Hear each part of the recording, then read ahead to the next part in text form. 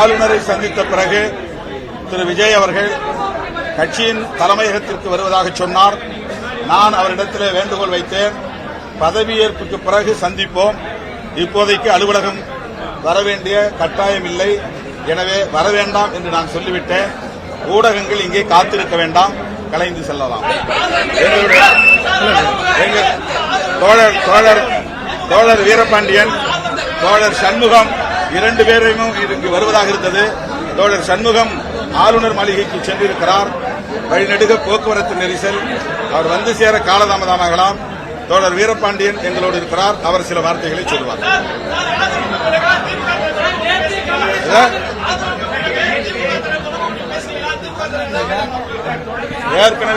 ஏற்கனவே நாங்களே முடிவெடுத்திருந்தோம்.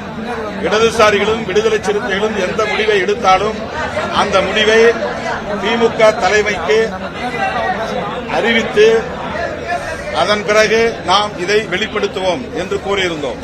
அதன்படி திராவிட முன்னேற்ற கழகத்தின் தலைவர் தளபதி ஸ்டாலின் அவர்களுக்கு இந்த தகவலை நாங்கள் முறைப்படி சொல்லியிருக்கிறோம். நாங்கள் இந்த முடிவை எடுக்கிறோம் என்று சொன்னதற்கு, அது உங்கள் கட்சிக்கான சுதந்திரம், நீங்கள் அப்படி முடிவெடுப்பதாயிருந்தால் வாழ்த்துக்கள் என்று எங்களுடைய நிலைப்பாட்டுக்கு அவர் ஓகே சொல்லியிருக்கிறார்.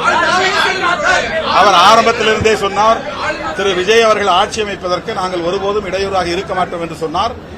அந்த ஒரு பெருந்தன்மையான கருத்தை அவர் தொடக்கத்திலிருந்தே சொல்லி வருகிறார். நேற்றும் கூட அவர் ஆட்சி அமைப்பதற்கு காலம் தாழ்த்தக்கூடாது என்ற அறிக்கையை வெளியிட்டிருக்கிறார். இந்த நிலையில் விடுதலை சிறுத்தைகள் கட்சியின் சார்பில் திராவிட முன்னேற்ற கழகத்தின் தலைவர், மதசார்பற்ற முற்போக்கு கூட்டணியின் தலைவர் ஸ்டாலின் அவர்களிடத்தில் எங்கள் நிலைப்பாட்டை முன்கூட்டியே அறிவித்துள்ளோம்.